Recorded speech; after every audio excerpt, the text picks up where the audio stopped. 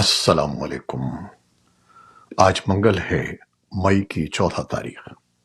پاکستان میں اس وقت شام کے 7، بھارت میں 7:30 اور یہاں ہمارے اسٹوڈیوز کی گھڑیوں میں صبح کے 10 بج رہے ہیں۔ وائس آف امریکہ واشنگٹن کی اردو سروس سے میں ہوں خالد حمید، خبروں کے ایک بلٹن کے ساتھ۔ پاکستان کے زیر انتظام کشمیر میں حالیہ پرتشدد مظاہروں میں پولیس کے ایک سب انسپکٹر سمیت اب تک 4 اموات ہو چکی ہیں، جبکہ 100 سے زائد افراد زخمی ہوئے ہیں۔ زخمیوں میں زیادہ تعداد پولیس اہلکاروں کی ہے۔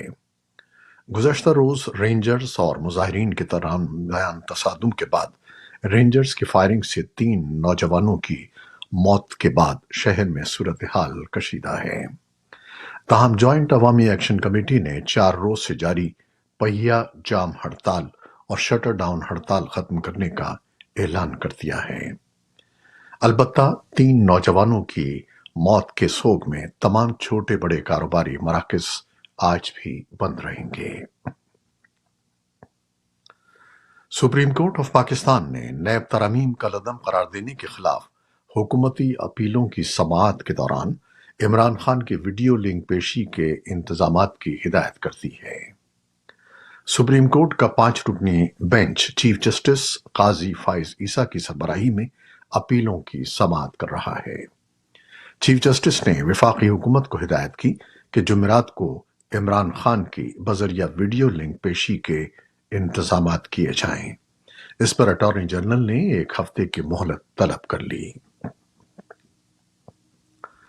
امریکہ پاکستان انسداد دہشت گردی ڈائیلاگ کی مشترکہ صدارت امریکی محکمہ خارجہ کی انسداد دہشت گردی کے لیے کوآرڈینیٹر سفیر ایلزبتھ رچرڈ اور پاکستان کے اقوام متحدہ اور OIC کے لیے ایڈیشنل سیکریٹری سفیر سید حیدر شاہ نے کی۔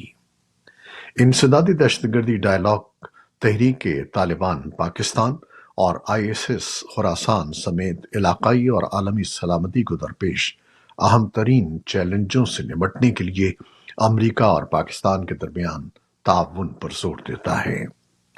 امریکی اور پاکستانی سینئر حکام نے انسداد دہشت گردی کے تعاون اور استعداد کار میں اضافے کی اہمیت پر زور دیا، جس میں تکنیکی مہارت، تفتیشی اور استغاثے کی معاونت، سرحدی سلامتی کے بنیادی ڈھانچے اور تربیت کی فراہمی شامل ہے۔ بھارت اور ایران کے درمیان چابہار پورٹ چلانے سے متعلق 10 سالہ معاہدے پر امریکہ نے پابندی کی دھمکی دے دی ہے۔ امریکی وزارت خارجہ کے نائب ترجمان ویدانت پٹیل نے ایک نیوز بریفنگ میں کہا ہے کہ ہم نے بارہا کہا ہے کہ ایران پر امریکہ کی پابندیاں ہیں۔ اگر کوئی ملک اس سے تجارتی معاہدہ کرتا ہے تو اسے ممکنہ پابندیوں کے خطرے سے آگاہ ہونا چاہیے۔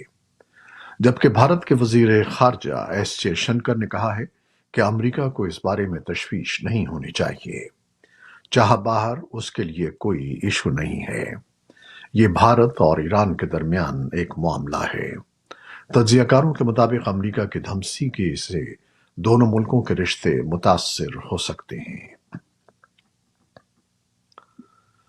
بھارت کے شہر ممبئی میں پیر کی شب چلنے والی طوفانی ہواؤں کے سبب ایک بڑا بل بورڈ گرنے سے 14 افراد ہلاک ہو گئے ہیں، جبکہ حادثے میں متعدد زخمی بھی ہوئے ہیں۔ تیز ہواؤں کے سبب مصروف ترین سڑک پر لگا بل بورڈ گھروں اور پیٹرول پمپ پر گرا، جس کی وجہ سے گھروں کو خاصا نقصان پہنچا۔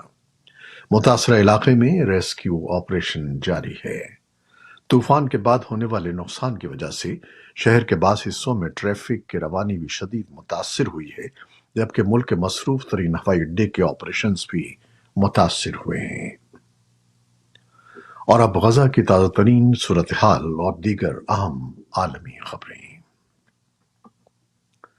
اسرائیلی ٹینک منگل کی صبح مشرقی رفح میں بہت اندر تک داخل ہوتے ہوئے الجنینہ، السلام اور البرازیل کے محلوں تک پہنچ گئے ہیں۔ ایک رہائشی نے خبر رساں ادارے رائٹرز کو بتایا کہ ٹینک آج صبح صلاح الدین روڈ کے مغرب میں برازیل اور الجنینہ کے محلوں کی طرف چلے گئے۔ یہ محلے تعمیر شدہ علاقے کے اندر گلیوں میں ہیں اور وہاں شدید جھڑپیں ہو رہی ہیں۔ قطر کے وزیر اعظم شیخ محمد بن عبد الرحمن الثانی نے منگل کو کہا کہ غزہ میں جنگ بندی پر بات چیت رفح میں اسرائیل کی کارروائیوں کی وجہ سے تعطل کا شکار ہو گئی ہے۔ شیخ محمد نے دوحہ میں ایک اقتصادی فورم میں کہا کہ رفح میں اسرائیلی کارروائیوں نے مصری سرحد سے امداد کے لیے ایک اہم کراسنگ پوائنٹ کو بند کر دیا ہے۔ اس اقدام کے نتیجے میں پہلے سے سنگین صورتحال مزید خراب ہو گئی ہے۔ ان کا کہنا تھا کہ قطر صورتحال کو حل کرنے کے لیے کام کرتا رہے گا۔ اقوام متحدہ کے نائب ترجمان فرحان حق نے پیر کو ایک پریس کانفرنس کے دوران کہا ہے کہ میسور علاقے میں امداد کی تقسیم رک گئی ہے۔ فرحان حق نے بتایا کہ ابھی بھی کریم شالوم کراسنگ تک محفوظ اور لاجسٹک طور پر قابل عمل رسائی ممکن نہیں ہو سکی ہے۔ امریکی محکمہ خارجہ کے نائب ترجمان ویدانت پٹیل نے پیر کو کہا کہ امریکہ نے انکلیو میں امداد میں رکاوٹ ڈالنے کے واقعے پر اسرائیل کے ساتھ بات کی ہے اور اپنے خدشات کا اظہار کیا ہے۔ اسرائیلی مظاہرین نے پیر کے روز غزہ کی طرف جانے والے امدادی ٹرکوں کو روک دیا اور خوراک کے پیکیجز کو سڑک پر پھینک دیا۔ چین نے منگل کو ان اطلاعات کے بعد کہ امریکہ چین کی صاف توانائی کی مصنوعات جیسے الیکٹرک گاڑیوں، بیٹریوں اور شمسی مصنوعات پر محصولات بڑھانے کا منصوبہ بنا رہا ہے، تمام ضروری اقدامات کرنے کا عزم ظاہر کیا ہے۔ وزارت کے ترجمان وانگ وین بن نے منگل کے متوقع اعلان کے بارے میں پوچھے جانے پر کہا کہ چین یک طرفہ ٹریفک میں اضافے کی ہمیشہ مخالفت کرتا ہے، جو WTO کے قوانین کی خلاف ورزی ہے۔ واشنگٹن اور بیجنگ کے درمیان تجارتی جنگ کے دوران جو محصولات عائد کی گئی تھیں، ان پر نظر ثانی کے طویل انتظار کے بعد ٹیرف پر اضافے کا امریکی فیصلہ متوقع ہے۔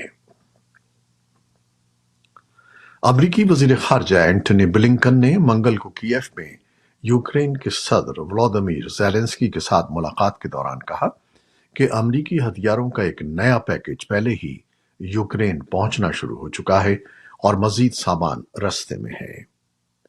یوکرین کے صدر ولادیمیر زیلنسکی نے بلنکن کو بتایا کہ یوکرین کو شمال مشرقی شہر خارکیف کے لیے 2 فضائی دفاعی بیٹریوں کی ضرورت ہے جو روسی فضائی حملوں کی زد میں ہیں۔ زیلنسکی نے امریکہ کی امداد کو اہم قرار دیتے ہوئے اس اقدام کو سراہا۔ چین کی وزارت خارجہ نے کہا ہے کہ روسی صدر ولادیمیر پوٹن اس ہفتے کے آخر میں چین کا سرکاری دورہ کریں گے۔ وزارت کا کہنا ہے کہ پوٹن چینی صدر شی جن پنگ کی دعوت پر جمعرات کو 2 روزہ دورے پر بیجنگ پہنچے ہیں۔ فروری سن 2022 میں روسی فوجیوں کے یوکرین پر حملہ کرنے سے چند ہفتے قبل شی اور پوٹن نے ایک عہد پر دستخط کیے تھے جس میں 2 طرفہ شراکت داری کا اعلان کیا گیا تھا۔ اس کے بعد سے بیجنگ ماسکو کا سب سے قابل اعتماد اقتصادی اور سفارتی پارٹنر بن گیا ہے، کیونکہ مغربی ممالک نے حملے کے جواب میں سخت اقتصادی پابندیاں عائد کر رکھی ہیں۔ ایوارڈ یافتہ ایرانی ہدایت کار محمد رسولوف نے 8 سال قید کی سزا سنائے جانے کے بعد کہا کہ وہ اپنی تازہ فلم کے کانز فلم فیسٹیول کے پریمیئر سے پہلے یورپ چلے گئے ہیں۔ رسولوف کے وکیل نے دی ایسوسی ایٹڈ پریس کو گزشتہ ہفتے بتایا کہ ایران کی طرف سے ڈائریکٹر کو 8 سال قید، کوڑے مارے جانے اور جائیداد ضبط کرنے کی سزا سنائی گئی ہے۔ رسولوف کے وکیل نے کہا کہ فلم ساز کو فلمیں بنانے اور بیانات پر دستخط کرنے کی سزا دی گئی ہے۔ ایرانی حکام نے ابھی تک رسولوف کی سزا اور ان کی روانگی پر کوئی تبصرہ نہیں کیا ہے۔ یہ تھیں وہ خبریں جو فیس بک لائیو پر ہم نے آپ کے لیے پیش کی۔ ہماری ویب سائٹ، یوٹیوب اور پوڈ کاسٹ پر یہ بلیٹن آپ کے لیے پوسٹ کر دیا جاتا ہے۔ آپ ہمارے بلیٹن کو شیئر کرتے ہیں اور اپنے کمنٹس میں اپنی محبتوں کا اظہار کرتے ہیں، جس کے لیے ہم آپ کے بے حد ممنون ہیں۔ اپنی ان کاوشوں کو جاری رکھیے گا۔